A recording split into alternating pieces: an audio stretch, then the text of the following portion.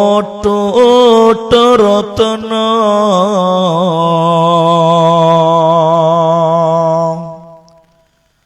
শোনেন মুমিন ভাই,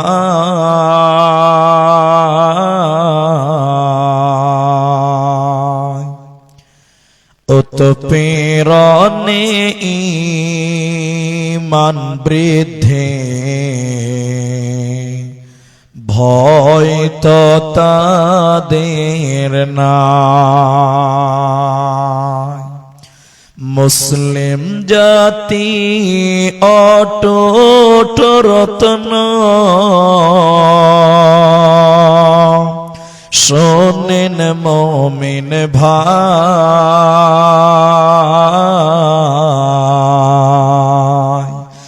উৎপীড়নে ঈমান বৃদ্ধি ভয় তো তাদের নাই।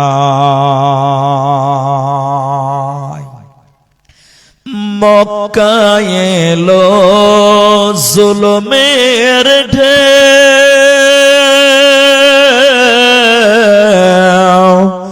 আত্মীয় স্বজন চিনল না কে,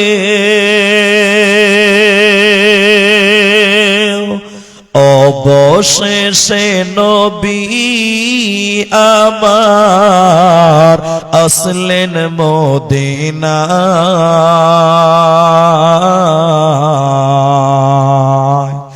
উৎপীড়নে ঈমান বৃদ্ধি ভয় তো তাদের নাই। উৎপীড়নে ঈমান বৃদ্ধি ভয় তো তাদের নাই। আম্মার ইয়াসির সুমাইয়ার কথা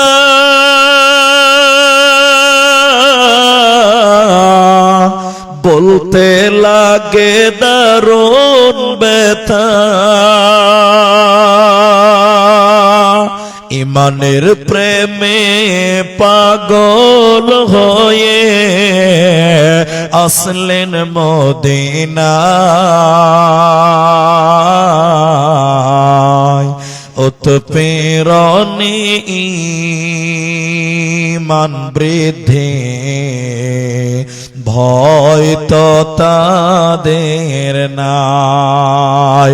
উৎপীড়নে ঈমান বৃদ্ধি ভয় তো তাদের নাই।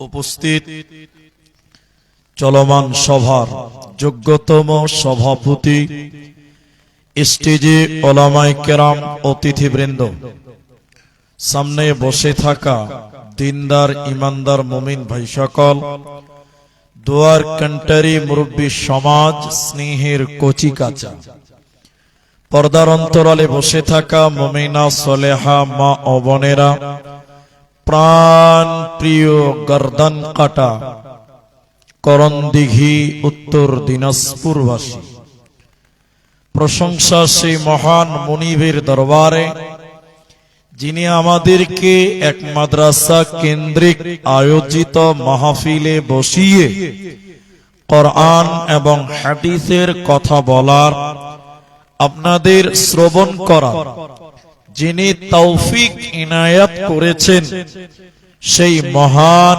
মুনিবের দরবারে শুকরিয়া জ্ঞাপন করি। আমরা সকলেই একবার মুহাব্বতে বলি আলহামদুলিল্লাহ। দরুদ ও সালাম বর্ষিত হোক সরকারে কায়নাত তাজদারে মাদানী নবী কুল শিরোমণি ইমামুল আম্বিয়া নবী মক্কি নবী মাদানী নবী আহমদ নবী মুহাম্মদুর রাসূলুল্লাহ, বলুন সাল্লাল্লাহু আলাইহি ওয়াসাল্লাম। मोहतरम भाइयों, अजीजों, नौजवान साथियों, আমি কুরআনুল কারীম সূরা লুকমান 31 নম্বর সূরা 21 নম্বর পারা 18 নম্বর আয়াত প্রথম নম্বর রুকু তেলাওয়াত করেছি। কুরআনুল কারীম সূরা নম্বর 4 সূরা নিসা পারা নম্বর 5 রুকু নম্বর 5 আয়াত নম্বর 36 আপনাদের সামনে তেলাওয়াত করেছি। কুরআনুল কারীম সূরা হুমাযা 30 পারা 104 নম্বর সূরা তেলাওয়াত করেছি। আপনাদের সামনে উল্লেখিত আয়াত প্রাসঙ্গিক কিছু হাদিস পেশ করে এক বিষয়বস্তু তুলে ধরার চেষ্টা করব, যদি আল্লাহ তৌফিক দেন তো। আলাইহি তাওয়াক্কালতু ওয়া ইলাইহি উনীব। মুহতারাম ভাই ও দোস্ত, আপনারা ভয় খাওয়ার দরকার নাই, ঘাবড়াবারও দরকার নেই। ঠান্ডা রাত, প্রচন্ড ঠান্ডা, বাতাস বইছে, হাওয়া বইছে। মাশাআল্লাহ, এই দিকটা খুব সুন্দর ঘেরা আছে, ওইদিকে একটা দরজা, এইদিকে একটা দরজা, এই দুটো বন্ধ থাকলে আর হাওয়া ঢুকতো না। তো যাই হোক, ঢুকবে কি করে, বার হবে কি করে, এটা একটা ব্যাপার আছে। আমি সময় নষ্ট করব না, একটি সাবজেক্ট আপনাদের সামনে আজকে বলবো, অনলি একটা সাবজেক্টের উপরেই কিছু বলবো। শুধুমাত্র 2 মিনিট টাইম, দুটি কথা বলবো, আপনার এবং আমার উভয়ের ভালো হবে তাই। এক, দিনাজপুর করণদিঘি আমার খুব পরিচিত থানা, পরিচিত এলাকা। আমি আপনাদেরকে কিছু কথা জিজ্ঞাসা করলে আপনারা মুখ খুলে উত্তর দেবেন। একবার সবাই বলেন ইনশাআল্লাহ। জোরে আরেকবার বলুন ইনশাআল্লাহ। দেখবেন আপনি যদি বলেন তাহলে আপনারও বুঝতে সুবিধা হবে আর আমাকেও বুঝাতে সুবিধা হবে।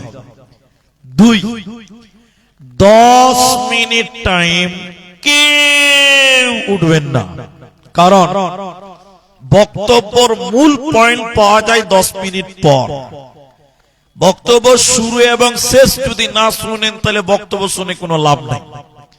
এই জন্য বিরক্ত লাগলেও 10 মিনিট টাইম বসবেন। আপনাদেরকে বলি, পৃথিবীতে অনেক রোগ আছে যেগুলো আপনারা নাম শুনেছেন। কারো জ্বর হয়, কারো প্রেসার হাই, কারো সুগার, কারো থাইরয়েড, কাউকে ঠান্ডা, কাউকে অ্যাপেন্ডিক্স, বিভিন্ন রকম রোগ। কিন্তু ক্যান্সার বলে একটা রোগ আপনি দেখেছেন বা শুনেছেন? শুনেছেন কি শুনেননি বলে? এটা হ্যাঁ না বলতে হবে তো। কাউকে যদি ক্যান্সার নামে রোগ আক্রান্ত করে নেয়, বুঝে নিতে হবে বাঁচার চান্স 80% নাই। ক্যান্সার এমনই একটি রোগ, ক্যান্সার এমনই একটি ব্যাধি, কাউকে যদি ক্যান্সার নামে ব্যাধি আক্রান্ত করে নেয়, বাঁচার চান্স যেমন 80% কমে যায়, বাঁচবে না, লোকটা যা মরবে, লোকটা মরবে 80% শিওর। ঠিক মানুষের আত্মাতেও একটা রোগ হয়, আত্মাতে। ওই রোগ যদি কাউকে হয়ে যায়, ওই রোগ যদি কাউকে ধরে নেয়, আত্মার সেই রোগটা যদি কাউকে আক্রমণ করে নেয়, আল্লাহর জান্নাতে যাবে না, জাহান্নাম যাওয়ার চান্স 99% হয়ে যায়, জান্নাতের চান্স মোটেও থাকে না। ওই রোগটার নাম হলো অহংকার। সবাই বলেন রোগটার নাম অহংকার। আপনারা বলবেন এখন মানুষের মধ্যে অহংকার কম না বেশি? সবাই বলেন বেশি। অহংকার এমনই একটি ব্যাধি, এমনই একটি রোগ, যার ভিতরে অহংকার চলে আসবে, লোকটা জাহান্নাম যাবে, এই জান্নাত যাবে না। বিশ্বনবী যত কারণে মানুষকে জাহান্নামী বলেছেন, তার মধ্যে উল্লেখযোগ্য একটি কারণের নাম হলো অহংকার। এহকাল ধ্বংস করে, পরকাল ধ্বংস করে। অহংকার করনে ওয়ালা আল্লাহর জান্নাতে সবাই বলেন যাবে না। হাদিস 1, হারিসা ইবনে ওয়াহাব রাদিয়াল্লাহু তাআলা আনহু তিনি রাওয়ী, তিনি বলেন একদিন বিশ্ব নবী মানুষদের সামনে গেলেন, আনসার মুহাজিরদের কাছে গেলেন, আল্লাহর বান্দা, আমি নবী তোমাদেরকে জান্নাতি মানুষ কারা এটা কি বলবো? আল্লাহর জান্নাতে যাবে কে, কোন লোকটা জান্নাতি হবে, আমি কি পরিচয় বলবো? সাহাবীরা বললেন, অবশ্যই অবশ্যই আপনি বলবেন, আপনি বলুন। দেখেন, খুব গুরুত্ব দেন, খুব গুরুত্ব। নবী বললেন, দুর্বল লোক, যঈফ লোক, কমজোর লোক, অসার লোক আল্লাহর জান্নাতে যাবে। জুড়ে বলুন সুবহানাল্লাহ। যে লোকটাকে গর্দান কাটাতে কেউ মূল্য দেয় না, যে লোকটাকে সমাজের কোনো দাম নেই, সমাজে যার কোনো কথা খাটে না, দুর্বল, কমজোর, গরীব, এরকম দুর্বল লোক আল্লাহর জান্নাতে যাবে। আরেকবার বলুন সুবহানাল্লাহ।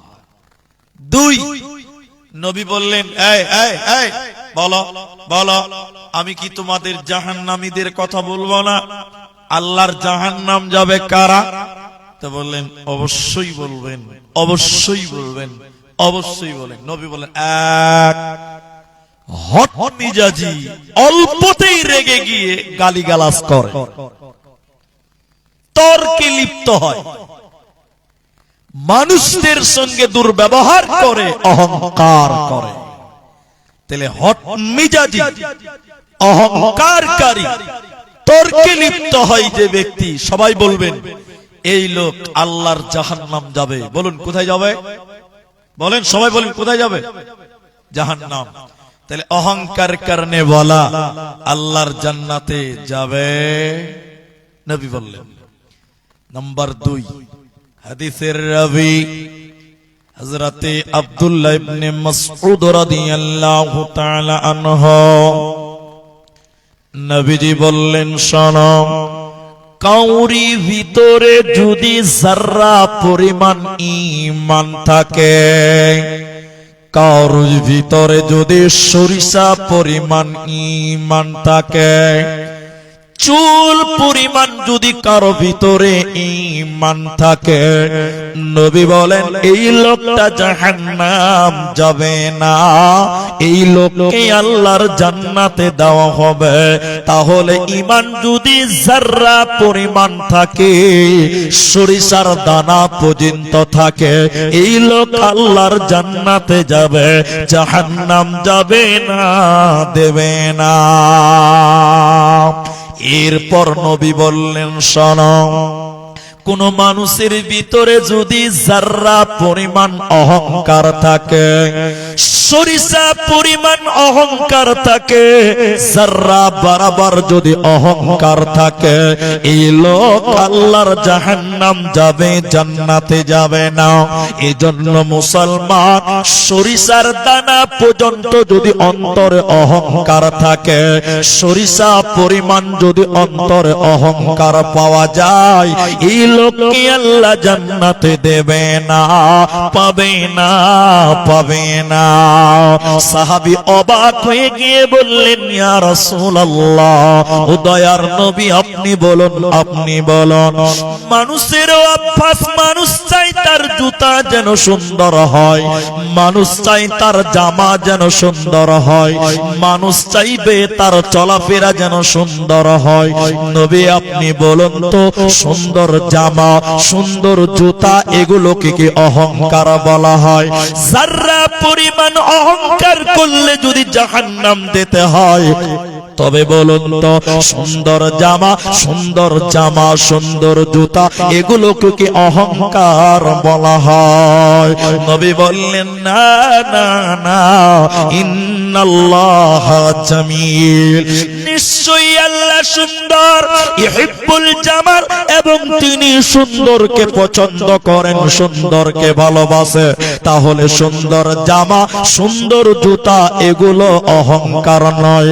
সুন্দর জুতা, সুন্দর জামা কাপড় পরিধান করা অহংকার নয়। অহংকার কাকে বলা হয়?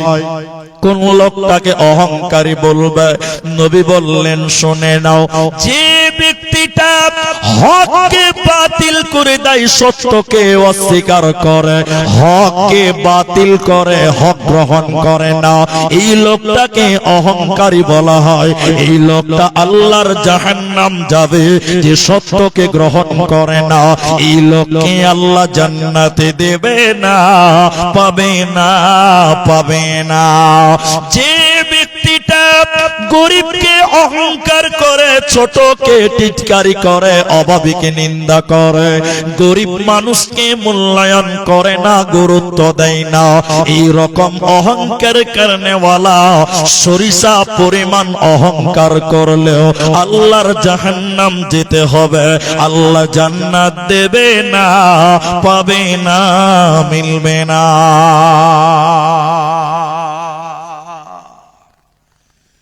অহংকার তোমার অন্তরে যদি সরিষা পরিমাণ হয়, ক্ষুদ্র ক্ষুদ্র একদম চুল পরিমাণ অহংকার তোমার অন্তরে যদি থাকে, এই অবস্থায় যদি মারা যাও, আল্লাহর জাহান্নাম যেতে হবে, জান্নাত পাবে না, জান্নাত দেবে না। এখন যে হাদিসটা বলবো, জাহান্নাম কত ভয়ঙ্কর অহংকার কারণে ওয়ালাদের জন্য, এই হাদিসটা আরো গুরুত্ব দিয়ে দেখেন।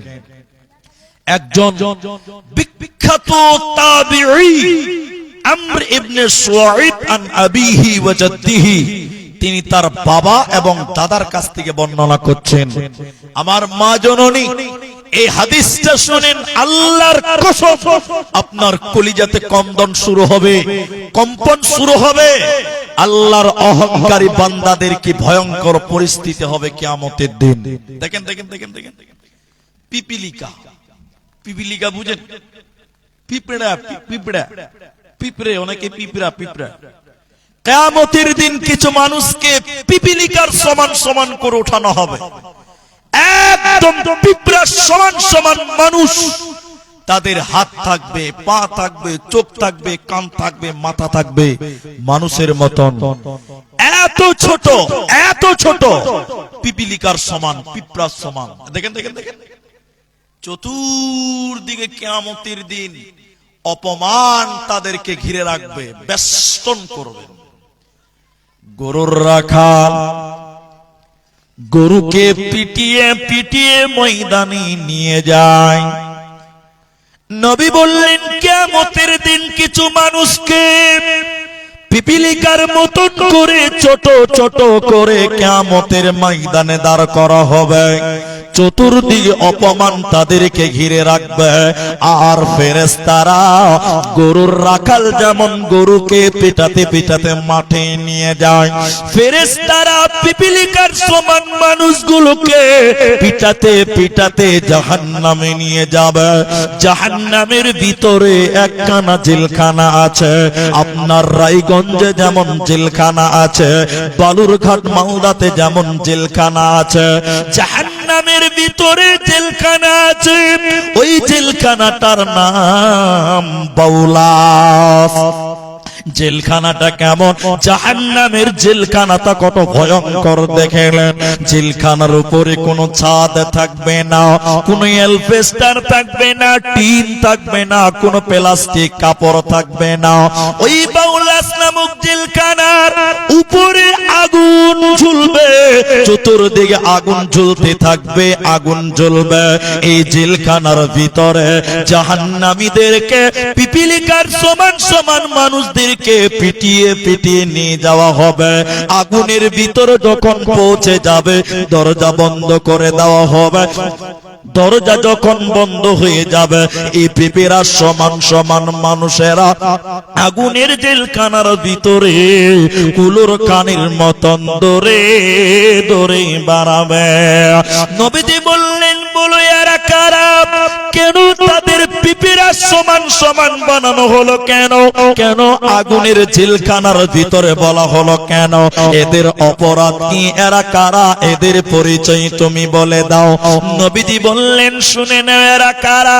বিশ্ব নবী দুনিয়ার লোকদেরকে জানিয়ে দিল, এরা হলো অহংকার করনেওয়ালা, যারা আল্লাহর জমিনে অহংকার করেছিল।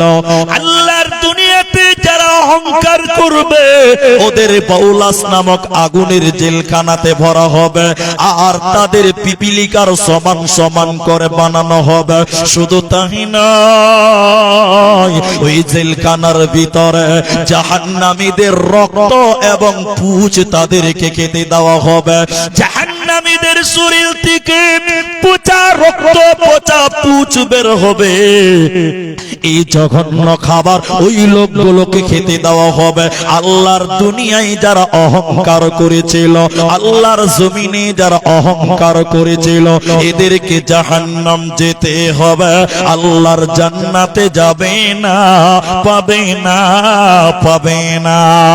আল্লাহ তাবারাক ওয়া তাআলা বলেন, ইন্নাল্লাহ, নিশ্চয়ই আল্লাহ তাবারাক ওয়া তাআলা লা ইউহিব্বু, তিনি পছন্দ করেন না, ভালোবাসেন না, মুখতালান ফখুরা, যারা ফখর করে অহংকার করে এদেরকে আল্লাহ ভালোবাসে না, এরা আল্লাহর জান্নাতে যাবে না, পাবে পাবে না, দিবে না। যারা ফখর করে অহংকার করে জমিনে পা ফেলে, এদেরকে আল্লাহ পছন্দ করেন, আল্লাহ ভালোবাসেন না। কোরআন স্পষ্ট করে বলে লা ইউহিব্বু, আল্লাহ তাদের মহব্বত করে না। আর যেই ব্যক্তিকে আল্লাহ ভালোবাসে না, ওই লোককে জাহান্নামে আগুনের জেলখানা এবং তাদেরকে রাদাগাতুল খাবাল, পচা রক্ত এবং পচা পুঁজ খেতে দিবে, যারা আল্লাহর জমিনে অহংকার করেছিল। এখন আপনাদের একটা গল্প শোনাবো। এখন আপনি ভাবতে পারেন যে ভাই আব্দুর রহমান এত ঠান্ডাতে আপনার গল্প শোনার জন্য বসে আছে, এটা অনেকের মনে প্রশ্ন আসতে পারে। দেখেন 2 মিনিট টাইম লাগবে, বিশাল জ্ঞান আছে। আল্লাহর কোরআনে আল্লাহ হাতির গল্প করেছেন, আল্লাহর কোরআনে আল্লাহ লোহার কথা বলেছেন, আল্লাহর কোরআনে আল্লাহ পিপিলিকার কথা বলেছেন, আল্লাহর কোরআনে আল্লাহ উটের কথা বলেছেন। এগুলো কেন বললেন? উট নামাজ পড়বে না, ঘোড়া নামাজ পড়বে না, হাতি নামাজ পড়বে না, পিঁপড়া নামাজ পড়বে না, তারপরেও আল্লাহ হাতির কথা, আল্লাহ পিঁপড়ার কথা, আল্লাহ উটের কথা, আল্লাহ ঘোড়ার কথা কোরআনে বলেছেন। কেন? মানুষদেরকে বুঝাবার জন্য।